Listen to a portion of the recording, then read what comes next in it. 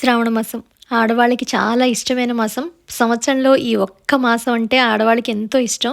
ఎందుకంటే ముత్తైదులు మంచిగా శ్రావణ మంగళవారం నోములు గానీ, వరలక్ష్మి వ్రతం గానీ, భక్తి శ్రద్ధలతో చేసుకునే మాసం. సో, చాలా మందికి ఇష్టం అనమాట. మంచిగా వరలక్ష్మి వ్రతం చేసుకోవాలి, ఇంటిని శుభ్రం చేసుకోవాలి, పూజ గదిని మంచిగా శుభ్రం చేసుకోవాలి. అన్నీ అంటే ఎలా అలంకరణ చేసుకోవాలి, మనం ఏమేం కొనుక్కోవాలి, తాంబూలానికి ఏమి ఇవ్వాలి, అలా అన్ని రకాలుగాను మనం ఆలోచిస్తాము. అమ్మవారికి ఏం చీర సమర్పించాలి, మనం కట్టుకోవడానికి ఏం కొనుక్కోవాలి.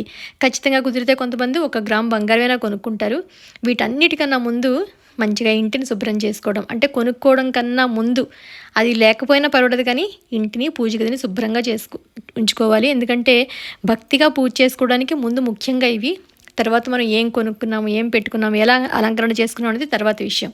అందుకని ముందుగా ఇంటిని శుభ్రం చేసేసుకుని, అంటే ఈ మొదటి శుక్రవారం కాబట్టి దీనికన్నా మొన్న బుధవారం కానీ గురువారం కానీ చాలామంది చేసేసుకునే ఉంటారు. నేను కూడా అలాగే చేసేసుకున్నాను మొన్నేను. ముందుగా చక్కగా పూజకంతా శుభ్రం చేసుకుని, దేవుడి సామాన్ చక్కగా తళతళలాడుతున్నట్టుగా మంచిగా చేసుకుని, వాటిని గంధం బొట్లు కుంకుమ బొట్లతో అలంకరణ చేసి పెట్టుకుంటే నిజంగా ఇంట్లో చాలా పని అయిపోయినట్టే ఉంటుంది. మిగతా ఏ రూమును మనం క్లీన్ చేయకపోయినా పూజ గది క్లీన్ చేసాము అంటే చాలు, మనసు ప్రశాంతంగా అనిపిస్తుంది. పూజ చేసుకోవడానికి మనకు కొత్త ఉత్సాహం వచ్చినట్టుగా ఉంటుంది. అమ్మయ్య, శ్రావణ మంగళవారం నోవులు పట్టే వాళ్ళకైతే మంగళవారం నుంచి మొదలవుతుంది. రావడమే ఈసారి శ్రావణ శుక్రవారంతో మొదలైంది కాబట్టి చక్కగా అందరూ మంచిగా మొదటి శుక్రవారం నుంచే పూజ చేసుకునే వాళ్ళు చాలామంది ఉంటారు. అంటే మామూలుగా అయితే పౌర్ణమికి ముందుగా వచ్చిన శుక్రవారం అంటే రెండో శుక్రవారం చేసుకుంటాము.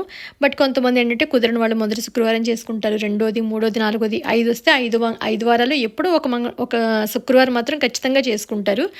అలాగే అందరూ మంచిగా చేసుకోవాలని మనస్ఫూర్తిగా కోరుకుంటున్నాను. నేను కూడా పూజ సామాన్లన్నీ తోముకొని మంచిగా బొట్లు, గంధం బొట్లు, కుంకుమ బొట్టుతో అలంకరణ చేసుకునేసరికి పూజ గదికి అందం వచ్చినట్టు అనిపించింది. పెరట్లోని పువ్వులన్నీ కోసి దీపారాధన చేసుకుంటే ఏదో అంటే పండగ కళంతా మన ఇంటికి వచ్చేసిందేమో అని అనిపించింది. మీరు కూడా అలాగే ఫీల్ అవుతారో లేదని నాకు తప్పకుండా చెప్పండి. పూజ గది క్లీన్ అయితే పండగ వచ్చేసినట్టే మన ఇంటికి.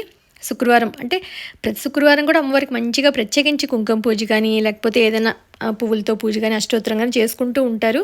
చేసుకున్నవాడు సింపుల్గానే చక్కగా చేసుకుని ఒక్క శ్రీమాత్రే నమః అనుకున్నా పర్వాలేదు, ఓం లలితాదేవి అయిన నమః అనుకున్నా, ఓం దుర్గాదేవి, మనకి ఏ మంత్రం వస్తే చక్కగా చేసుకుని దీపారాధన, పంచదీపారాధన ఆవునెత్తో చేసుకుంటే చాలా మంచిది.